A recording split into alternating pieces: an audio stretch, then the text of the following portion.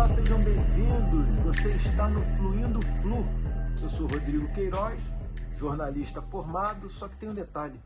Antes de eu entrar na faculdade, eu já era tricolor de coração, claro. Vamos lá. Hoje eu vou falar sobre o Campeonato Carioca. No último vídeo que eu fiz, tá aqui no canal, é só você procurar, sobre a final do Campeonato Mundial, eu levantei uma lebre. O que está acontecendo com o futebol brasileiro, né? A gente era um celeiro de craques, a gente era um exportador de jogadores. E isso foi minguando, e dentre as causas, eu falei que é a gestão. E cito o Campeonato Carioca. Naquele vídeo eu falei, olha, eu vou fazer um vídeo sobre o Campeonato Carioca. Estou aqui, pagando a promessa. O Campeonato Carioca foi um dos principais campeonatos deste país. Eu vou voltar um pouquinho. O Campeonato Carioca começou em 1906.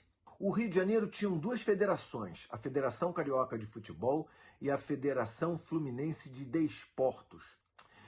Essas federações, elas se fundiram em 1978, virando a famigerada FERJ. Pois bem, o Campeonato Carioca era a principal competição do Brasil. O Brasil parava para assistir o Campeonato Carioca. Tanto que o Campeonato Carioca era num, digamos assim, horário nobre. Não horário de relógio, mas horário da época do ano.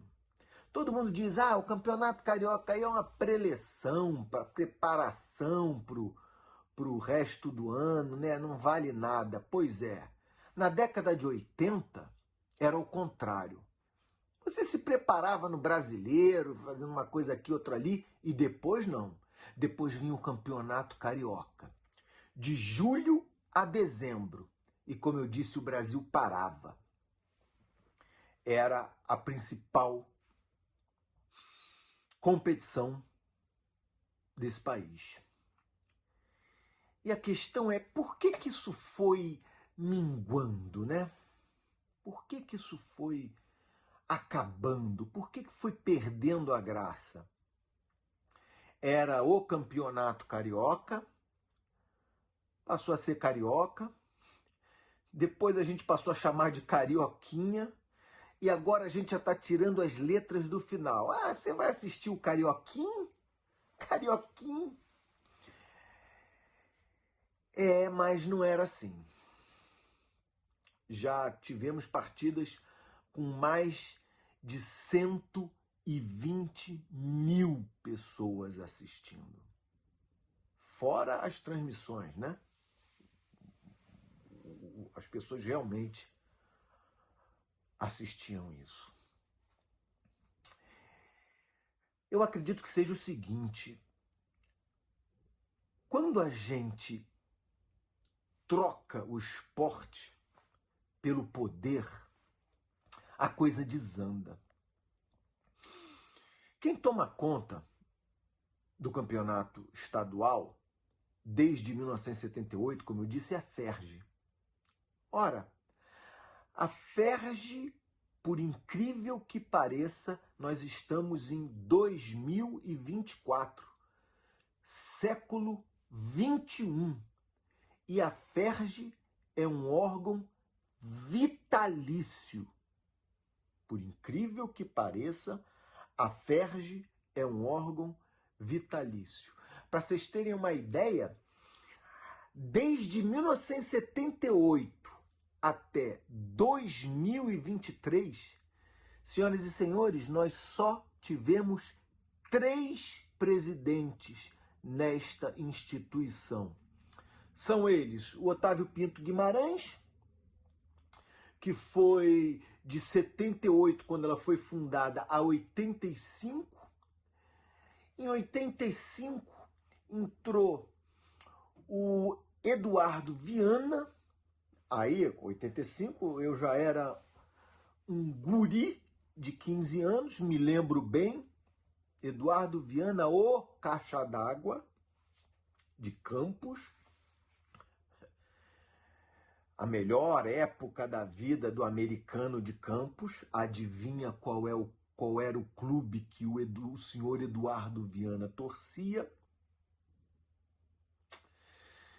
E de 2006 até hoje, o senhor Rubens Lopes, o Rubinho.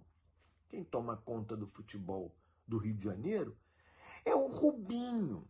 E essa mamata só acabou porque em 2016 a presidente Dilma criou um decreto aonde dizia que dirigentes desportivos só poderiam ficar no cargo por 2 mandatos.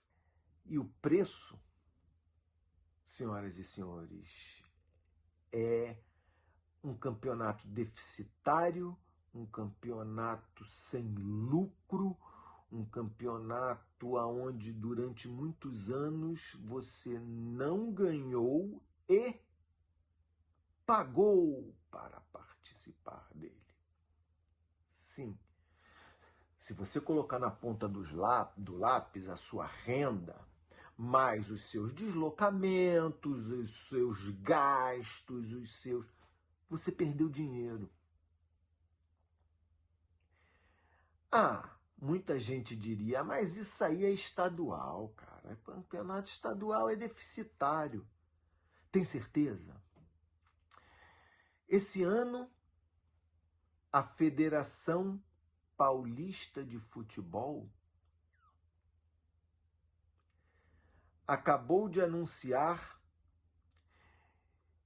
um recorde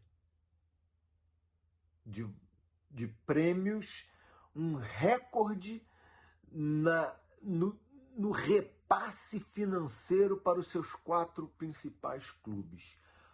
40 milhões de reais. Premiação de semifinal de uma Libertadores da América. É estadual? Ou é estadual do Rio de Janeiro? É estadual ou o problema é a FERJ? Federação de Futebol do Rio de Janeiro não tem absolutamente nada a ver com futebol. A Federação de Futebol do Rio de Janeiro tem a ver com poder. É só poder. Não tem essa de, não, isso aqui vai administrar, vai melhorar. Não vai melhorar. Não vai melhorar porque é poder, não interessa melhorar, não tem que melhorar. Melhorar para quem? Não tá ruim para eles. Eu esqueci de dar um detalhe. Quando eu falei que o campeonato é deficitário para os clubes. Por quê? A parte da FERJ é retirada da renda bruta. Peraí, mas se com aquela renda você tem que pagar os gastos, que se tire a parte da FERJ depois do que tudo que foi pago. Não. A parte da FERJ é retirada da renda bruta. Se você tem que pagar a sua equipe, profissionais que vão trabalhar em campo, ao redor do estádio, isso é problema teu. A parte da FERJ é sobre a renda. Que você inclua a parte da FERJ nos seus gastos, mas não venha tirar os seus gastos para depois dividir com a FERJ. Não dá errado. É perfeito. É perfeito. A Confederação Paulista acabou de divulgar que esse ano a premiação recorde de 40 milhões só de transmissão, fora o marketing, a renda, a premiação.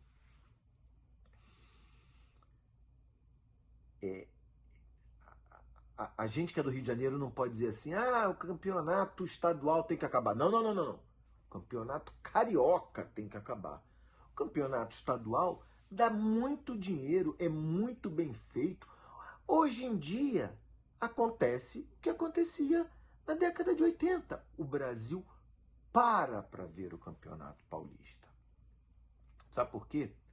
Porque a gestão, a vontade de fazer pelo esporte ganha todo mundo. E você vê que a relação da Ferg é uma relação relacionada ao poder e não tem absolutamente nada a ver com futebol, quando em 2020 o Clube de Regatas do Flamengo resolve que era uma excelente ideia transmitir Flamengo e Boa Vista. O senhor Jair Messias Bolsonaro sugeriu, através de uma medida provisória, que depois não foi aprovada, quem tivesse o mando de campo poderia ter o direito à transmissão. E o Flamengo achou muito boa ideia transmitir. A Rede Globo de televisão, que tinha os direitos, se dirigiu ao Flamengo e principalmente se dirigiu à Ferg e avisou: olha, não faz não, porque antes dessa sugestão do senhor Jair Messias Bolsonaro, a gente já tinha um contrato assinado e eu tenho os direitos de transmissão. Talvez seja melhor não fazer. E a Ferg, senhoras e senhores, calada estava e calada se manteve.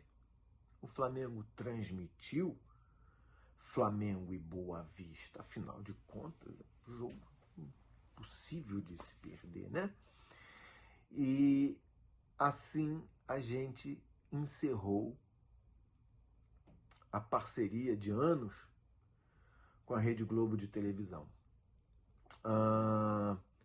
Após isso, a Ferg veio a público dizer que estava surpresa com essa atitude da Rede Globo de televisão e pediu para os outros clubes não transmitirem mais partidas nenhuma, que ela ia tentar dar um jeitinho. Espera aí, por que esse recado não foi dado ao Flamengo? Por que a Ferg não se pronunciou quando o Flamengo disse que ia transmitir Flamengo e Boa Vista? Será que, como uma questão de poder, ela tinha que estar sempre ao lado do clube que tem mais poder, que tem mais dinheiro, né? Que tem mais dinheiro. E a assinatura embaixo de que era isso veio neste mesmo campeonato.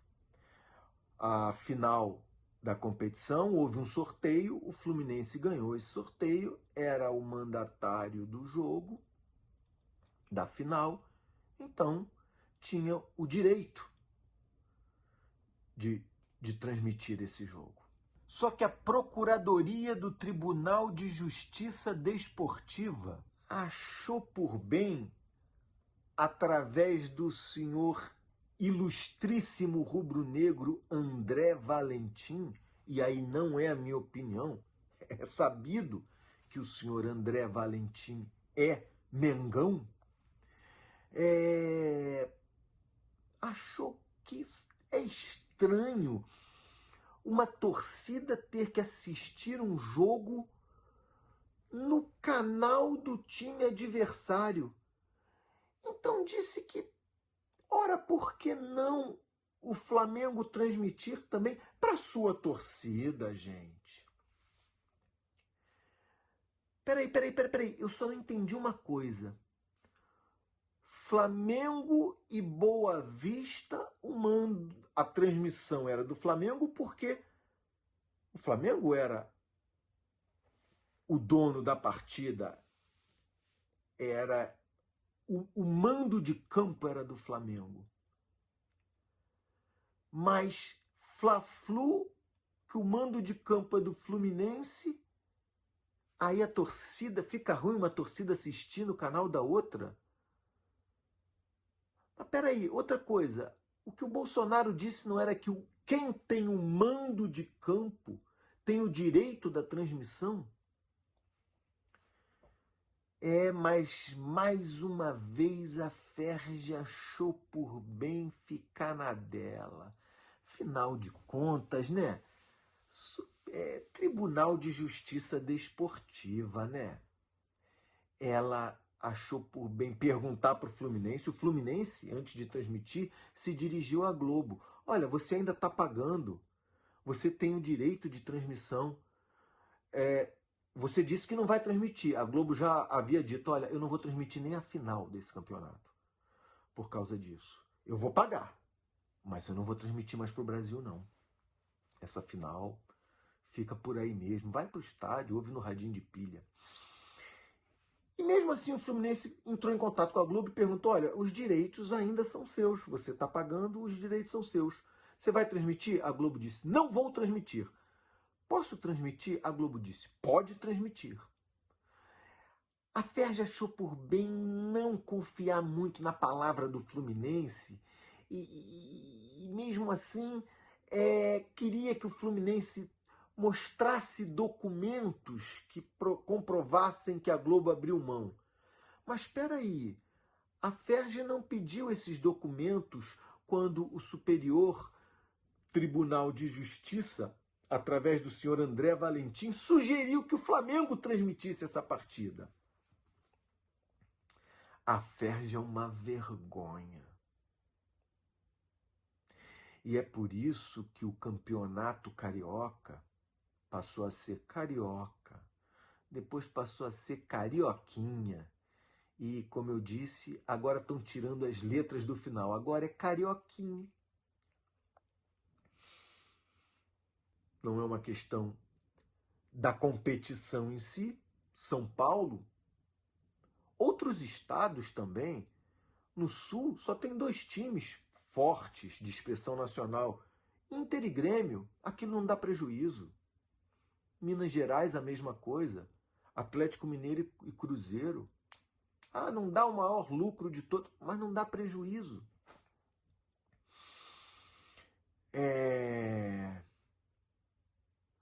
A minha opinião é essa, não é uma questão de competição. Competições estaduais sempre deram lucro. É uma questão de gestão. Mas vamos falar de Fluminense? Eu vou fazer o seguinte, eu vou enumerar aqui os principais campeonatos cariocas, e quem é daquela época se lembrar vai entender do que eu estou falando, que sempre teve glamour, que sempre foi um campeonato que as pessoas paravam realmente para assistir. Isso é uma coisa pessoal, e cada um tem o seu ídolo, cada um tem o seu jogo que você prefere, e isso varia, né? De ano para ano. Por exemplo, um campeonato muito especial para mim foi o de 1980. O Fluminense foi campeão carioca em cima do Vasco. Por quê? Era um campeonato comum, porque foi a primeira vez que eu tinha visto um título do meu time. Foi a primeira vez. Eu tinha lá meus 10 anos e meu pai me levou nessa final. Foi muito bacana. O que me marcou também foram os anos de 83, 84 e 85. Esse tricampeonato foi muito especial. Sendo que em 84 tem uma estrelinha. Fluminense campeão, bicampeão carioca em cima do Flamengo e campeão brasileiro. E 85 a gente coroou com o tricampeonato. Muito bacana também. Eu acho que esse último bicampeonato do Fluminense também foi muito especial, porque foi histórico. Nenhum time na história inteira do Campeonato Carioca que fez 2 tentos de diferença no primeiro jogo perdeu uma final. O Flamengo colocou 2-0 no Fluminense, foi para a final e tomou um revés de 4-1. De novo, isso nunca tinha acontecido na história do Campeonato Carioca.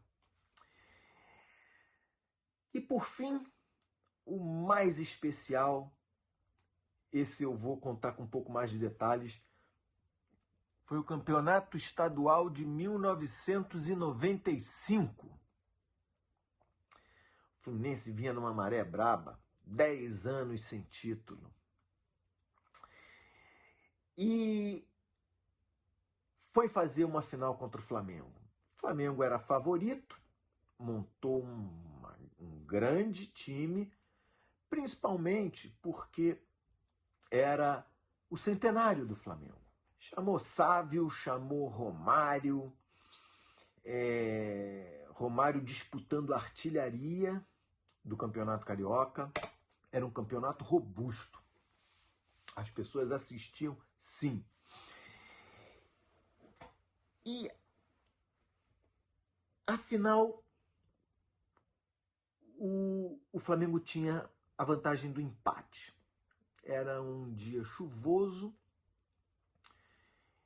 No primeiro tempo, o Fluminense abre 2-0. Gols de Renato Gaúcho. Eu vou até te dar aqui o tempo direitinho. Renato Gaúcho aos 30 do primeiro tempo. E depois, com passe do Renato Gaúcho, o Leonardo faz aos 42 ainda do primeiro tempo.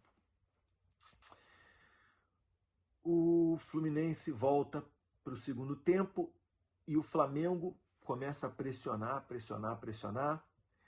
E o Romário faz um gol aos 26. 26 do segundo tempo, gol do Romário, 2-1. Tem uma confusão generalizada, onde Sorley do Fluminense e o Marquinhos são expulsos. Os dois jogadores, os dois times com 10 em campo. E aos 32 minutos do segundo tempo, Fabinho marca o gol de empate. E aí, senhoras e senhores, o Lira, aos 34 minutos do segundo tempo, é expulso. E o Fluminense fica com 9 jogadores. Tirando o goleiro, são 8 em campo. 8 na linha.